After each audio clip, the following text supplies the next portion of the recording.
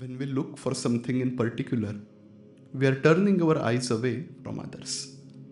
Can we approach thoughts, feelings, incidents, the poetry of sense, and the greatest words ever spoken in the history of mankind without looking for something? What will this focusless exploration lead to? Let's find out.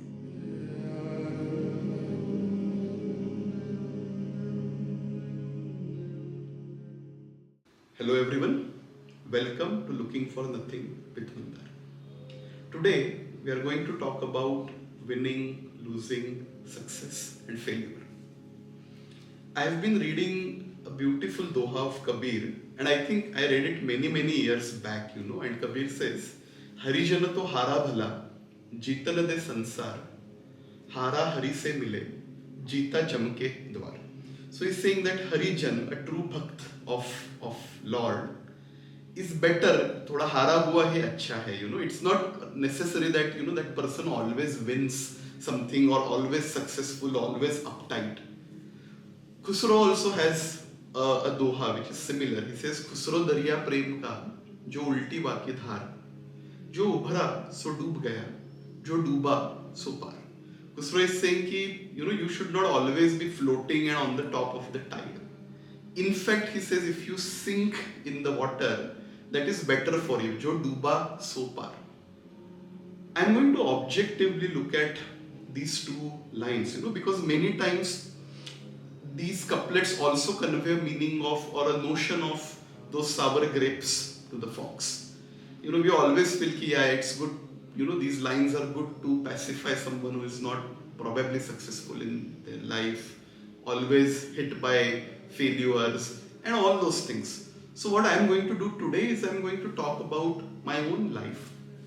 I'm going to talk about a few incidents which at that time felt as huge failures in my life, and I was like, my God, what I've done, like my life is gone now. And then what do they look like when I look back at them today, and what I gained from those failures, what I could gain, and not only in a philosophical term, that I got experience and I got wisdom or anything like that, but even in a very material term, like what did I get from those failures in my life. So let me begin by the first and the grandest of my failure. Like when I was in my engineering college, Government College of Engineering, Pune, I failed in a subject called heat transfer. And I know those of you who are mechanical engineers, you might have experienced a shiver just by hearing the word heat transfer. I took this subject very casually, and in spite of the fact that the professor that we had, he had written the biggest book on the subject. And he was the one who was going to correct our papers, and our seniors had told us, that's very difficult. Assume, that 60% of your class is going to fail. And we were like, no, probably you were dumb, we always do that. We are very smart kids, we are not going to fail. 10% will fail. If it's a worst day, maybe 15-20%, but not more than that. And it actually happened, that casualness eventually paid off. And I failed in this heat transfer subject, which was a big setback, because I was a very bright student, always a topper in my school. In college, I had realized, it doesn't matter if you're a topper or not, and I used these college years just to learn more about things that I liked. But still, failing in a subject, getting a backlog was not something on my bucket list, so to say. But it happened, and we had this interesting concept of a summer term in our college. So if you fail in a subject, in the summer vacation, you don't go back to your home. They run a small semester of 1 month for you. And then, there are classes, there is a midterm, this, that, and everything is basically compressed into 1 month. And if you clear it in that 1 month, it doesn't reflect on your mark list. Like, it won't say you failed in that subject. It's like grace for you. So one interesting thing happened, when I was like, I told my parents I failed, and they were very upset, very angry also, that he's reading Osho and this and that and not studying his engineering. it was a mistake sending him to other city, and all those things happened. Lectures from my local guardians that how could this happen? Now we are responsible for you. We have to answer your parents, and so many things are created out of it.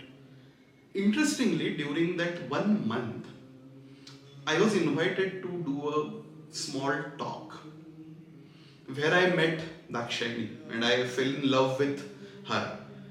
And now she is my life partner and we are doing so many things together. So when I look back at this failure, in some way I could get this life partner because I failed in that subject. Otherwise, like every student, I would have taken first bus back to my hometown and I would have maybe read books, visited a few places here and there, had spent some time with my parents. But I think I could get a life partner, or at least what I did later is probably my discretion. But I could be face to face with my possible life partner in that 1 month, which was the month of failure.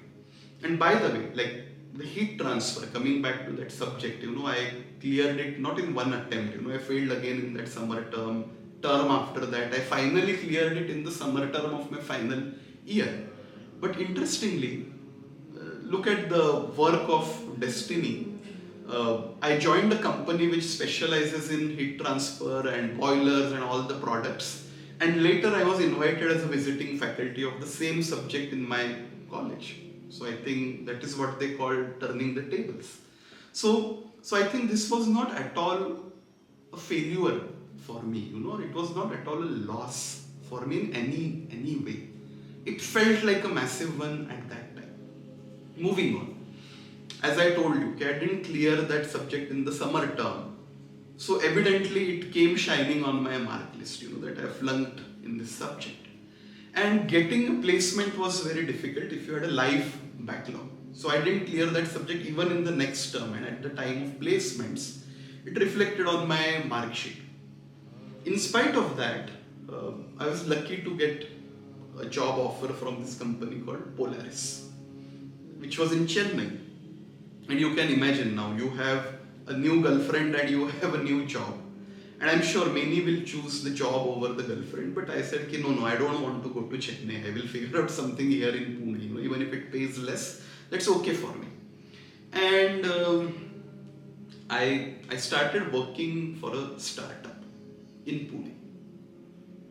Now my salary was probably 1/5 of what I would get in my Polaris job. I was getting paid hardly 10,000 rupees a month for 6 days a week in a very small manufacturing setup in basement. It looked like failure, not to me, but to everyone around me. My parents would say, why are you working there? You had a good job in a big fancy company. Why are you wasting your time for 10,000 rupees a month? My friends would say, man, like you always had this belief, you would always go up in your life. But what is this? You are actually coming down. Like, look where you are. We are earning already above a lakh of rupees a month. You are still at 10,000, this, that. So many things.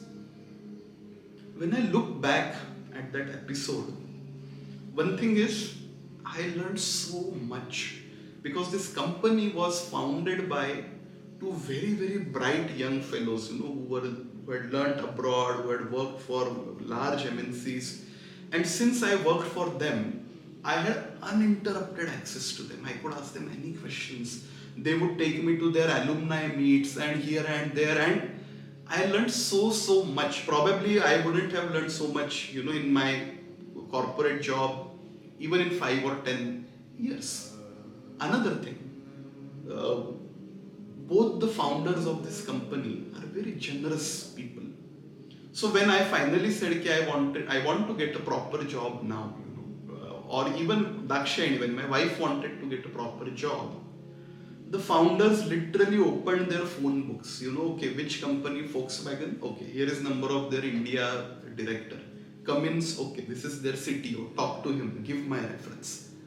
And getting access to this kind of a network is what people struggle. Like, even if you work as one of 15, 20, 30, 40,000 engineers in a company, who you know is basically all your colleagues, your immediate boss, or at max your boss's boss. Working in this startup environment opened these doors to me, and I think which is a huge success. These networks help us even today as we run our foundation. We can always reach back to these people. We can say, can you know someone here? Can you connect? And I think that is what really counts in today's world. Not some experience of working on a desk and managing some things. And I think from that point of view, what looked as a massive failure in the beginning actually became a huge success for me.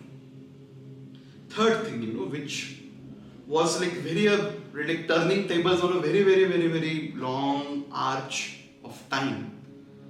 When I was learning music, I never got access to good music teachers because my father always worked in small villages, small towns, at best in tier 2 cities.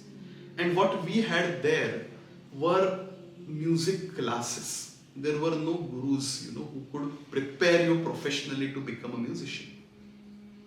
Against all these odds, I got one such guru in a small town called Yavatmal. He was a disciple of Pandit Chota Gandarva and Pandit Ram Marathe, settled there as he was a professor there.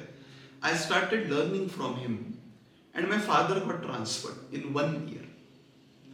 So my guru was telling my father, don't move him, keep him here for maybe 5 more years and I would create a musician out of him. But that was not practical from all the terms, because my father got transferred, our family was shifted, I came to a new town. I went and approached the best guru available over there. He started teaching, but I asked so many questions that he got fed up with me and he said, don't come next day. Probably he also felt a bit of insecurity. So my music education again halted. And I felt very bad, I really wanted to be a musician. And I was like, who is going to teach me? How am I going to be a musician? And till last 5-6 years, I felt as if I wasted my prime, because this is the prime of your life. From age of 10 to age of 24, 25. That's the time when musicians are built actually. So definitely I felt, it's such a failure, I wanted to be a musician and that opportunity is now gone. My thought, and my impression started changing after I started learning from Pandit Vijay Sir Deshmukh in Pune in 2016, when I was 26 years old. I thought, I have lost the battle, the ship has boarded, I sailed. But what I also realized is, since I didn't learn from anyone in those years, I was a pretty much blank slate on which Vijay Dada could work a lot. He could start afresh. That was one thing. Second thing, since that year is where your aesthetic preferences get shaped a lot. That's where you basically your pot dries.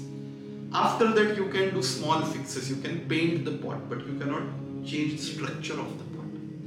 And I think when I look back, the gurus that I had access to at that time, when I listened to their music or music of their disciples, they were great musicians, but their aesthetics were very different than what now I like and now what I think are good aesthetics. And I could make this switch, I could create these aesthetic preferences because I was not influenced by them in those years of my life. So even if I look at my musical journey, one might say, you wasted all your prime years.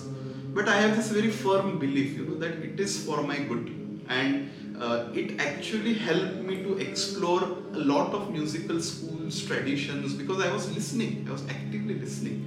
I was also practicing on my own. So I didn't close myself to anything. And that also means I didn't become an expert in any one line during those years. But I think sometimes it's good. And finally I have found, what I want to express through my music. So I think that's enough of it. But just randomly thinking about success, failures, wins and losses. And I think there is nothing like that in life.